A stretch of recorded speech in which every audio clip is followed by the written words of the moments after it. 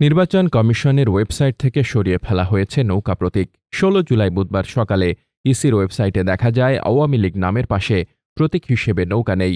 এ বিষয়ে ইসি সচিবালয়ের system manager Mohammad Rafiqul হক গণমাধ্যমকে বলেন, ঊর্ধ্বতন কর্তৃপক্ষের নির্দেশে নৌকা প্রতীকটি সরিয়ে ফেলা হয়েছে।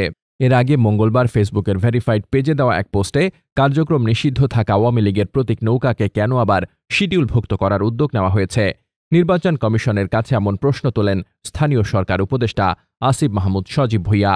পোস্টে তিনি লেখেন, অভিশপ্ত নৌকা মার্কাটাকে আপনারা কোন বিবেচনায় আবার শিডিউলভুক্ত করতে আইন মন্ত্রণালয়ে পাঠালেন? সাংবিধানিক প্রতিষ্ঠান হিসেবে এই গণ অভ্যুত্থানকে আপনারা জাস্ট বৃদ্ধাঙ্গুলি দেখালেন। কাদের এজেন্ডা বাস্তবায়ন করতে এবং কাদের দেওয়ার জন্য এই মার্কা রাখছেন আপনারা?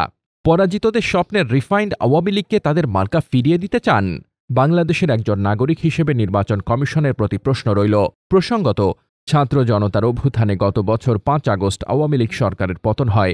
গত ১২ মে আওয়ামী লীগ ও এর সকল অঙ্গ সংগঠন, সহযোগী সংগঠন ও ভ্রাতৃপ্রতিম সংগঠনের নেতাকর্মীদের আন্তর্জাতিক অপরাধ ট্রাইব্যুনালে বিচার কাজ সম্পন্ন না হওয়া পর্যন্ত এসব সংগঠনের যাবতীয় কার্যক্রম নিষিদ্ধ করে অন্তর্বর্তী সরকার।